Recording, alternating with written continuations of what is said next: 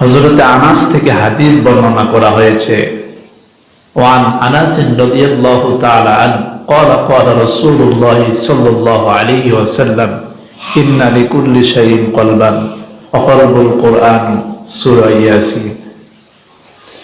হযরত আনাস রাদিয়াল্লাহু তাআলা বর্ণিত, তিনি বলেন হুজুর সাল্লাল্লাহু আলাইহি ওয়াসাল্লাম বলেছেন, প্রত্যেক জিনিসের কলব আছে, আত্মা আছে। কলবুল কোরআন সূরা ইয়াসিন, আর কোরআনের কলব হচ্ছে সূরা ইয়াসিন। সুবহানাল্লাহ বলেন। মান ক্বারা সূরাতু ইয়াসিন কাতাবাল্লাহু লাহু কিরাআতাল কোরআন 10 মাররাতিন।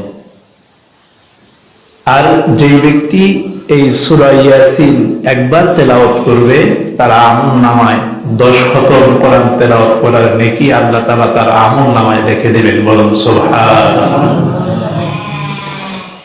একটি বার তেলাওয়াত করলে, 10 খতম কোরআন তেলাওয়াত করলে যেই নেকি হয়, সেই নেকি আমার আপনার আমলনামায় আল্লাহ তাআলা লিখে দিবেন। তাহলে এই সূরা পড়ার দরকার আছে না নাই? অবশ্যই এই সূরা পড়ার দরকার আমাদের আছে, এই সূরা পড়তে হবে।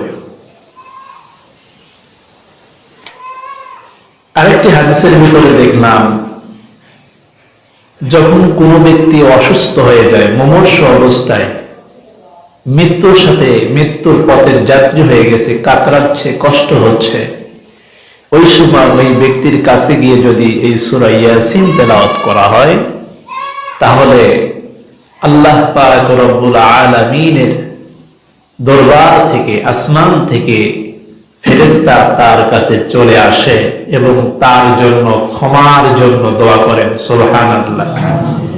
এবং এই ব্যক্তি ঈমানের সাথে মৃত্যুবরণ করে, আর এই ফেরেশতারা তার জানাজার নামাজে অংশগ্রহণ করে। বলুন সুবহানাল্লাহি ওয়া বিহামদিহি।